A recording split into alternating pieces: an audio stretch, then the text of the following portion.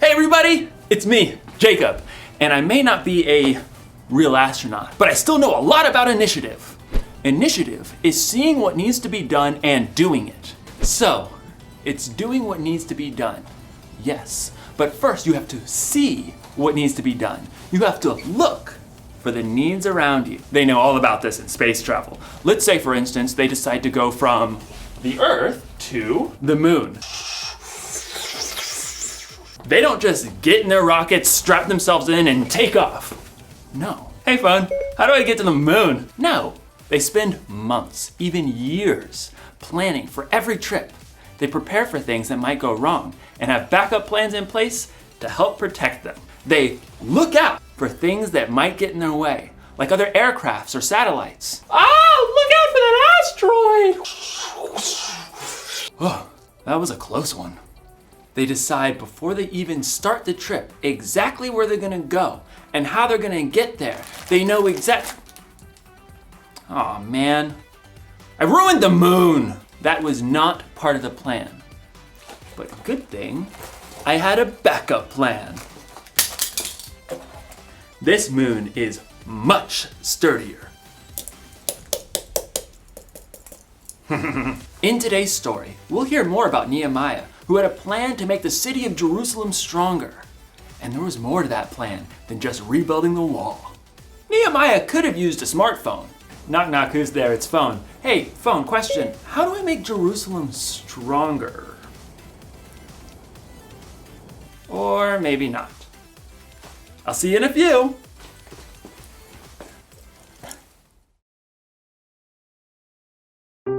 The Bible. It's 66 books of history, stories, letters, and poetry that fit together to form God's one big story. The epic adventure of how He created us and loves us so much that He made a way to rescue us. As we travel through the Bible, from Genesis to Revelation, we discover people who met God and found their lives changed forever. Now, for an amazing story. Inspired by the book of Nehemiah, chapter 5, verses 1 through 12. Nehemiah had traveled all the way from the king's palace of Persia to the broken down city of Jerusalem. And there, with God's help, he rallied all the Jews living there to begin the epic job of rebuilding that city's walls. Who's with me? I say, let's start rebuilding. At first, the work went well. Each family or group took a different part of the wall to work on. We're making record time. Nehemiah and the people even managed to ignore taunts and threats from neighboring nations who did not want to see that wall rebuilt. If a fox climbs on that pathetic thing, it'll fall right down. The God of heaven will give us success. So it seemed like nothing was going to stop this big project until new trouble showed up. From inside the walls, a group of Jews in ragged cloaks came to look for Nehemiah where he was working on the wall. There's not enough food for everyone. We're being forced to sell our fields and vineyards just to buy grain. There's hardly enough to keep us alive. The king's taxes are high. We have to borrow money, but then we can't even pay the high interest. Interest was extra money the people had to pay back. It was so high they could hardly keep any of the money they made. Who's making you do this? Other Jews, our own relatives. We even had to send our children to work for them as slaves. We have nothing left. Please help us. This is not right. It's not right at all. I'll take care of it. Nehemiah was so angry that he didn't trust himself to act in the moment. Instead, he thought it over for a time. God, what do I do about this? His own people were mistreating those who had less. Nehemiah took this so seriously, he stopped work on the wall to call together the Jewish nobles and officials. What's this all about? Better be good. Making us lose all this work time. It's not good. It's bad. You're charging your own people interest. It's not like it's that much. I mean, we can't loan money for free, right? Do you have to ask me this? Think about it. Many Jewish people were sold as slaves to other nations, and we had to buy them back and bring them home. Now, you're charging so much interest, they are forced to become slaves again. Oh. No one could argue with Nehemiah.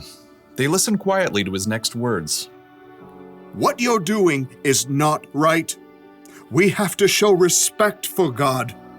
Look, I am lending money and grain to the people who need it, and so are my relatives, but we aren't charging any interest. So, what should we do now? If you've taken anything in payment, give it back. Fields, vineyards, olive groves, houses, give it all back. Even the interest that you've charged, do it now. God moved in the hearts of the people because instead of arguing, they agreed. We'll give it back. We won't make them give us anything else. We'll do just as you say. Very good. Nehemiah sent for the priests so that the nobles and officials could make this promise before God. You must keep this promise, or God will deal with you. Amen. Immediately, the officials did as they said. Here are the papers. The vineyard is yours again. Oh, thank you. I've been working years to get it ready for a good harvest. I took too much. This is yours. This means my son can come home now. So once the nobles and officials made everything right, work on the wall began again, faster and stronger than before, now that everyone had what they needed. And Nehemiah continued to show his people how to treat each other, even though King Artaxerxes had appointed him governor. You know, all the other governors made the people pay them silver and give them lots of food and stuff, even land. That's too heavy a load to put on the people. Instead, Nehemiah dedicated himself to working on the wall. In fact, he even invited 150 people to eat food at his own table. Throughout his life, he always looked for ways to treat people fairly and make things right.